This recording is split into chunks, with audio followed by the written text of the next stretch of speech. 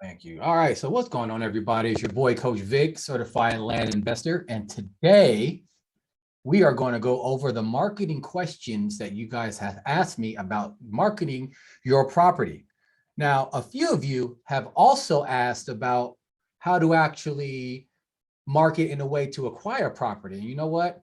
Because I'm feeling generous, I can go into that as well. But before I do that, let me know if you can hear me. Let me know if you can see me okay. Let me know if everything is coming out clear. I've been in Puerto Rico for a while. I don't know if you can tell. I'm extra golden, like extra like caramel like these days because of all the times I got in the sun, and so you may not recognize me. I've also haven't done this in a while, so hopefully I don't forget how to speak or what's going on, in the Facebook world. But hopefully the tech works just right and everything is good. So with that said, let's jump into it. Now, check it out real quick. Before we can go into your questions, first, I got to lay a little foundation for you guys. We'll put you guys on game a little bit.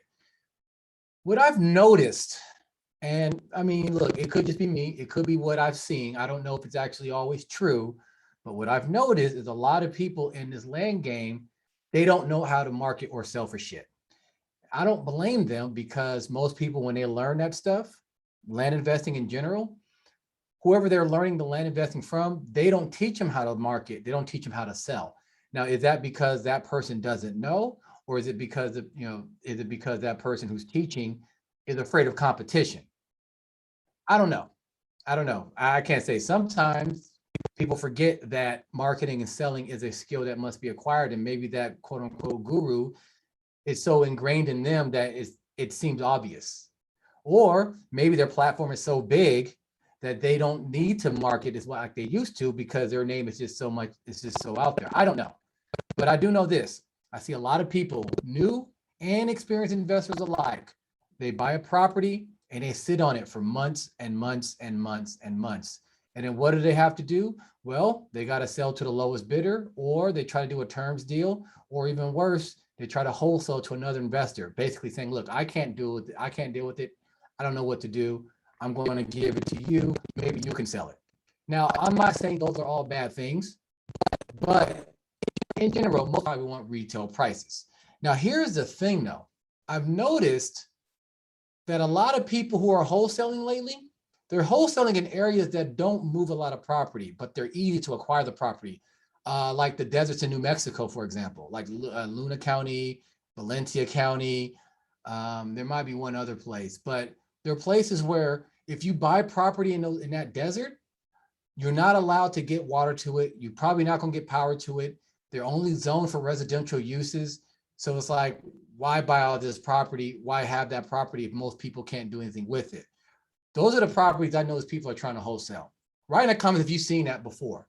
Write in the comments if that's you trying to wholesale a property out in one of those areas, that's remote areas that it's easy to get, but it wasn't so easy to sell. Well, what am I going to say about that? Well, look, your life isn't over. It's not going to be the end of the world. Don't worry about that because there are things that you can do. But I will say this, you made your life a little bit more difficult going for the easy to acquire properties without necessarily knowing what you're getting yourself into. So the first thing you're going to do, all right, is actually look up and see not just the sales, but you want to think ahead and see what type of person will want the lot I'm going to invest in. Write that down. That's some good shit right there. What type of person will want the lot that I'm about to invest in? What I mean by that is think about the use for the lot.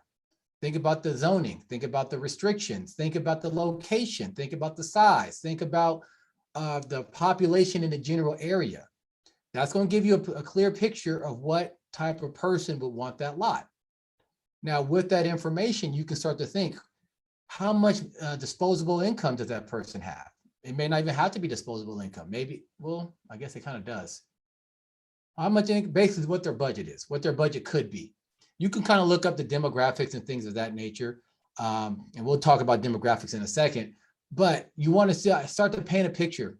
And that can actually help you understand, like, is this a property that's right to invest in? Now, don't get it twisted. I don't want you thinking that just because you wouldn't buy that property or you can't see the use for it, that nobody can. That's not what I'm saying here. I want you to put on an investor's hat and actually do some research and see the type of people who would want this. They may be totally different than you. They may be totally different in how you do things, but there are people out there who will want the property. Now, the question is, will you get it for the right price?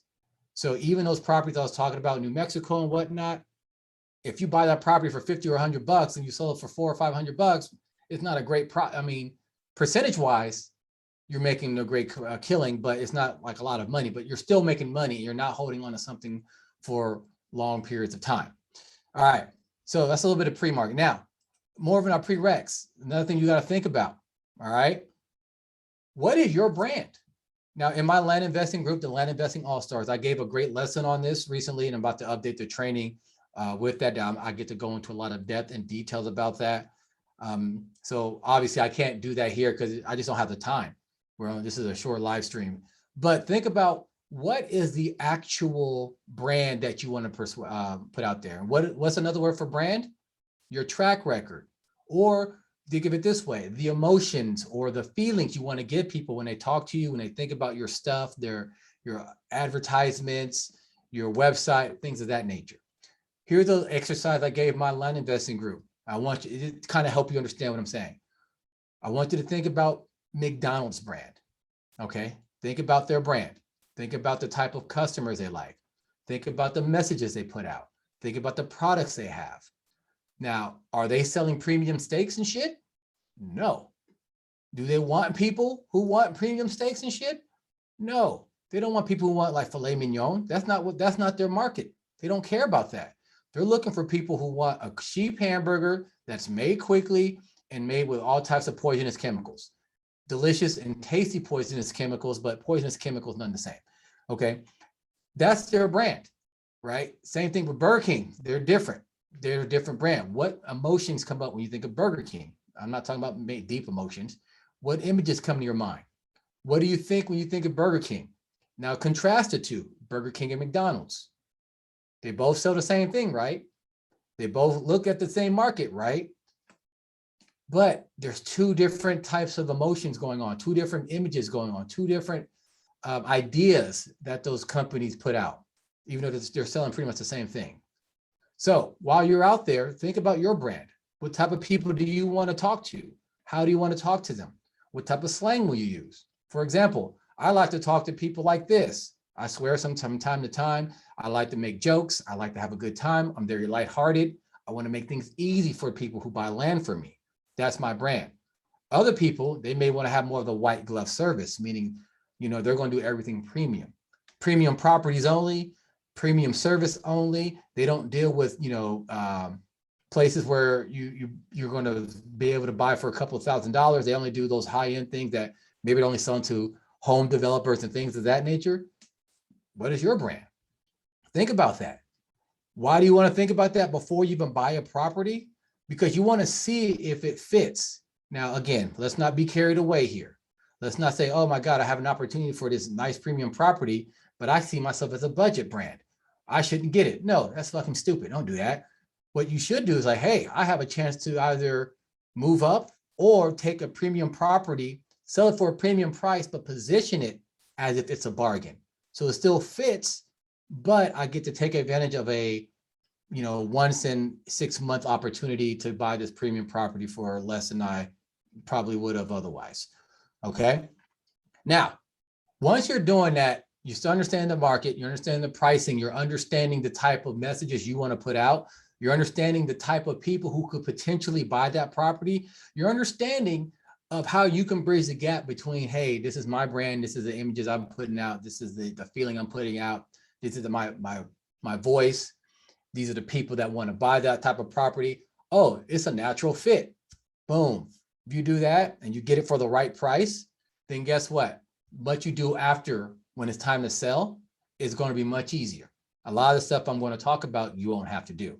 Now, before I get into any details, is that making sense? Put in the comments if this is making sense to you. Put in the comments if this is if you have any questions as well. I'm supposed to be able to see a live chat here, but this live chat is some bullshit right now, so I can't really see what's happening. So hopefully at some point I'll be able to see. But just let me know if you can got questions or everything's making sense. Just let me know. Let me know. I'm here to help. Here to help. Okay, moving on. So now we talked a little bit about the precursor. We talked a bit about what's going on, what type of properties you do, your brand, and how you want to actually message or send your message out there. You know, you're understanding it, you're clear on that. So how do you market your properties? Well, a better way to think about this is how or what type of people you should market to and in what order. Okay. Now, if you are, well, whether you're new or not, the first type of people you should market to is going to be your previous buyers and your other warmer leads. Those are going to be the best leads you can get. Now, where do you get those leads from? Well, think of it this way. Anybody who contacts you, you put up an ad on Facebook, Craigslist, Zillow, LandWatch, your own website, wherever, and they reply to you, make sure that you're actually keeping track of all their information, their email, their name, what the hell they were asking for, the type of questions they ask, because that's going to give you an insight on what they're looking for and if your land can actually help them or not. And if it can't, maybe something you have down the line can help them and they'll be a lot more willing to buy. So you're thinking about all those things, you keep that. So basically those are the first people you market to. Boom, built in, they're ready to go. They kind of like you a little bit. That's why they inquired. They're ready to go. Who's the second type of people you should market to? Or second on the list, I like to try to, if when I'm not lazy, people who already own property in that area. So neighbor letters. Now, depending on the neighbor will dictate the type of letter they get. If their property shares a border with mine, then they get a fancy ass letter with images and shit that's going to be like, hey, this is your property here. This is my property here. Notice how they touch. Notice that you can expand your property by whatever the size of the property I'm selling for such a low price, right? And I'll put it in a certain envelope that is very hard to miss. Those people like those letters, and I get a lot of responses from them. Sometimes it takes a bit more effort to put together a nice letter, but it's usually worth the effort. How much money do you spend? Well, we use an envelope like this, something like this, a regular brown envelope. The postage is only like $1.40 or something like that. I went to the post office to check it out. And so it works out pretty well. And boom, there it is. It's something they're going to open. It's something they're going to like look at. And if they want it, they'll call you. If they don't, they won't. Now, for those who don't share a border or isn't that far away or a little farther away, but same, I guess, area, neighborhood, subdivision, however you want to put it, they will get a regular ass postcard. So I can make a bunch, I can get a bunch done, send them that, send them an offer, let them know what I'm trying to do and say, hey, I'm selling some property near you. You know, I know you like the area, buy this one as well. This is the cash price. And if you want to do a payment plan, I'll take 3 payments of X, Y, and Z. Works pretty well. Works pretty well. Obviously, the bigger, nicer envelopes will work better than a smaller letter or a postcard, just because it stands out more and it seems more important. And, you know, they get a nice image, but you know, it is what it is. Now, with that said, you can put an image on the postcard. Now, it won't be like, hey, your property's here and my property's here. It can just be like, here's the property, kind of give them an idea of where it is so they can actually visualize it. And then if they live in the area, go see it. If they don't live in the area, easily look it up on like Google Maps or something like that. All right. But the reason why we want to go to them second is because, again, they know the area. They know the values. They know like if you're giving them a good deal or not. And they're more likely to be able to see it because, again, they already own something there. And the benefit of this as well, if they want to sell their property in that area, you just found it. The only issue is they may be hoping that you pay them the price that you're looking to sell your property for. You let them know it don't work like that, but it is what it is. All right, next, who do we market to? If that don't work, then we go to the general market, right? The broader market. This is when we start to advertise our property to or on different platforms. What are my favorite platforms? Well, I'm glad you asked. First platform, landwatch.com. Right now is my favorite. I will think it will soon be surpassed by my own marketing efforts. But right now, the quality of leads that come in from landwatch.com, which is landwatch/Lands of America/ I think it's land.com. There's a third one in, I don't remember. There's 3 land selling websites and they all combined into one. But anyways, the leads that go in there are great. People, they know what they want. They're pretty serious. They're quality leads. I love it. The issue is it could be very pricey, right? You can be paying $400 or $500 a month just to be able to put your property on their platform. Now, if you're selling $400 or $500 properties, it's not worth it. If you're selling properties that you're going to sell for $3,000, $4,000, probably not worth it, because you can easily sell those same properties on free platforms. If you're selling properties for $15,000, $20,000, $30,000, absolutely is worth it. It's a small drop in the bucket. And again, you're gonna get more premium buyers who actually have money, and it's not there to waste your time. My second favorite is Zillow. Granted, they're actually lowering on the list because they got some janky ass website issues. And I think it's because they only want realtors and other real estate professionals to use their shit. And the reason why, they pay for that. People like us, land investors who use for sale by owner listings, we don't pay for anything. So it's free. However, people who are paying them, rightfully so, probably should get a little bit more priority. So if you haven't noticed, within the last, I think 8 months, maybe 10 months, they split up the listing. So it used to be everything was listed together. Like, hey, I'm looking for land in any town, USA. All the listings, whether from a realtor or from a private owner, all there. But now it's for sale by, I think we call it premium listings, and for sale by, or like other types. So it's basically realtors versus for sale by owner. And most, I don't know, to be honest, I don't know how many consumers see to check that little, the different listing types, because it's like I wouldn't call it a checkbox, more like a slider. You can slide it to premium or the real estate listings to for sale by owner listings. So that has been hurting people's like reach. But with that said, it's still a good platform. It's free. And the beautiful thing is they gave you some great analytics and metrics to let you know how many people are actually looking at your ads, how many people are actually clicking. Well, actually, don't give you that. How many people are saving it? More of a click there. So that's my second favorite. My third favorite is a tie between Facebook Marketplace and Craigslist. Depending on the area, in my experience, would dictate which one will work better. Now, Facebook Marketplace will get you a lot of leads, but a lot of them are bullshit. And here's why. Most people don't go to Facebook looking to buy property. They go to Facebook for what? To complain about political things, to look at thirst trap pictures, to, be bored and just swipe through their phone. They're seeing it. So when a piece of property comes available for sale and they see that, and they're like, oh, that sounds interesting. They'll send a message and they never check that goddamn message, right? But with that said, I've also gotten buyers from Facebook Marketplace who are repeat buyers, other investors. So they bought and sold, gave me thousands and thousands and thousands of dollars. That's why I kind of still like it. And let's be honest, the psychological boost of having people reply to your ads, because, even if they're not that serious, still makes you feel like, hey, I have something that people want. It's just going to be a matter of time before it sells. Craigslist, on the other hand, it's a little bit different. It's easier to use. It's free. Where on Facebook, you can pay for a little bit more notoriety. But in certain areas, Craigslist doesn't work very well for me. In other areas, it's gangbusters. It works better than anything else. So maybe your mileage will vary. All right. So far, you liking this? Is this valuable? Is this good? Because I'm going to give you some more information, but I'm going to answer some questions before I jump into that. But so far, so good, huh? No, don't all answer at once. All right, great. All right, so I had a question when I asked about this. Let me grab that question real quick. So someone was asking about offer letters, what list to market, and PPC. Well, I kind of answered that earlier with the pre-marketing part. So hopefully you paid attention to that, Cecile. The next question was, is there a difference between marketing large lots and smaller lots regarding where one markets the lots in order to sell fast? Like those that can afford larger lots don't look at Facebook Marketplace or Facebook Group rather than land.com or prepaid platforms.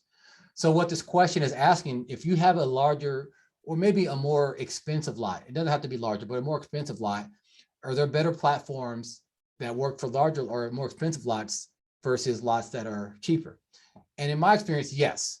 So in my experience, if you have a lot you're going to pay $5,000, or excuse me, you're selling for $5,000 or less, then the free places are fine.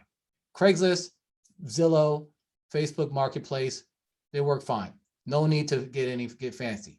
Again, the type of leads you're going to get from the people who are looking for property at that price, you're going to get a little bit all over the board. Some people can't afford the money, can't afford the lot, and they're trying to work with you. Others can, but then they're being picky about it. It's very strange. Now, when you start selling higher, more expensive lots, so like when I was in Puerto Rico, I sold a $15,000 lot. I've only had it listed on, it was on land.com and Zillow. And I think I got more action on, shit, I don't know if it was, I don't know which one gave it to me, but they were a lot more like, hey, I'm ready to buy, let's go. More expensive lot. Same area that I sold some other lots that are only selling for $3,000 or $4,000, but they are ready to go. Now, it could be just the fact that it's a higher price range and people know what they're looking for and that's what they're expecting. But in my experience, when you have a more expensive lot, I don't deal with the other free stuff. Zillow's cool, but the other stuff, I don't deal with it. It's a waste of time. Most people are on those sites looking for deals and bargains, looking to save as much money as possible, looking to wheel and deal. Not saying that your expensive lot can't be sold there and all that, but for me personally, that's too much effort to sell a property that people who don't want to wheel and deal, they know what they want, they got the money for it, they're going to just buy. So hopefully that answers your question. If it doesn't, let me know. I can try to go deeper into that. Now, here's the thing that we got to be talking about when we're talking about marketing. All right, we talked about our brand, we talked about our voice and all that. One thing I've noticed in a lot of ads is that a lot of people don't do a good job of actually talking to the person they should be talking to. Now, I know that sounds confusing, but let me clarify. So let's just say you have a property that you want to sell to the a crowd of people, like the type of person who wants to live on the lot on their RV. Okay. Now, most people are trying to, they may understand that's the type of person who would buy that lot, but they're not speaking to those people. They say generic things that don't attract those types of people attention. So if I'm looking to sell a lot to the RV crowd, for example, am I going to talk about building a home and what it takes to build a house on the lot? Probably not, because they're going to live on their RV. Maybe as a vacation, little spot or what. But maybe I will talk about how easy it is to live on RV, or there's hookups for the RV, or hey, you can go camping, easily get back to your RV, right? I can talk about that. Now, will I just say things plainly? I can, but what I found to be a little bit more helpful is to paint that picture for them. So instead of just saying, oh, this lot is RV friendly, you can do X, Y, and Z, I actually say, well, imagine taking foot out of your RV after, a beautiful night's rest, taking in that fresh mountain air, going for that great hike in the area, and then you can insert like the different natural features there, like the lake or the mountain or trail, national park, alligator, whatever. And then you paint, going past such and such mountain, and as you see that, and knowing you've only paid $10,000 for this beautiful piece of heaven, right? As you go back to your RV to kind of clean up and have breakfast with your loved ones, you know that this vacation would never be topped, but you do take solace knowing that it can be replicated over and over again because you own this property and you can put your RV on it. You see how I kind of painted the picture, and I kind of weaved into different elements of the sights and the sounds of the area, how much you can pay for it, how it's a great deal, why somebody who loves RVs or RVing would want it, et cetera, et cetera. You guys see how that works? I don't see that very often. Now, there are places like landwatch.com, for example, you just want to get straight to the point. Hey, this is where it is. This is how much it is. Check it out whenever, right? Because they know what they're looking for. Just help them get it, right? But other places like on Facebook, for example, no one's doing that marketing research. No one's making people stop their scroll. No one's doing anything to stand out. Everybody sounds the same. So here's a question I asked earlier in the group. I'm going to ask you now. What are you saying, or what are you doing to show that your plot of dirt is different from the other guy's plot of dirt? It's in the same area. The prices are probably comparable in some areas or some way. Why should they buy from you and not them? What separates you from the competition? See, that's how we get back to branding. That's how we get back to messaging. That's how we get back to, how you want to do business, right? Is it quick and easy? Is it white glove service where everything is premium? Why you versus the other guy? Especially in markets that are a little bit more saturated. Not that you can't sell there, but you got to dig deep and ask these questions. What type of person do I want to sell to? Why do I want to sell to them? Do they have the money? Do they relate to how I speak and how I want to communicate and how I like to do things? If you can't answer those questions, this is probably why your shit haven't been sold. As you can see, this topic is vast and it's long. And guess what? I got about 4 minutes left, so I can't go into too much deeper of detail. All right. But right now, is this making sense? Do you have any questions before I kind of get to my final parts that I want to share with you guys? Cool. You guys seem to like it. I love it. I love it. I'm glad that you do. Now, with that said, when you are marketing, okay, you can't be afraid to adjust your pricing.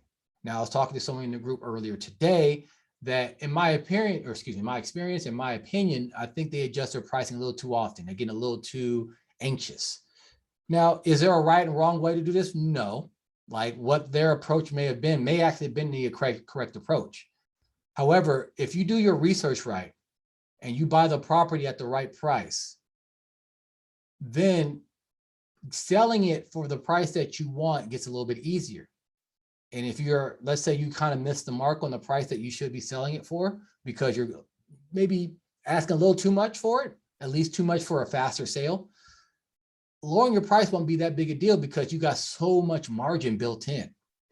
Now, if you don't understand how you should basically price your offers out there to get the land for the cheapest possible, or the negotiation techniques to help you keep that that price low as you're talking to an owner, as you're negotiating a deal, or what owners you really should talk to who are really going to help you get those deals, because there's certain situations that makes them want to sell faster than those who think they have a pot of gold on their land. Well, maybe you should talk to me. Maybe I can help you out. All right. But so far, that's it. I'm glad that you got to be back. It's fun to do these live streams. Hopefully you found some value out of these. So listen, go back, check out your listings, making sure they're in the right place. Put them in all the places. If you especially have a lower price lot, make sure that you're getting back to all the leads and you're saving that information, understanding what they want, and then using that in the future as well, right? If you know a lot of people in a certain area want RV information and you don't have RV information, well, maybe you think you should get some RV information. Or maybe you should get properties that are RV friendly and not the ones that have an HOA, for example. All right. Other than that, it's Coach Vic. I'm glad that you guys are back with me. It's good to be back home, even though I'm about to take another trip for the next 4 days. But yeah, I'll be talking to you guys soon. All right. Peace out.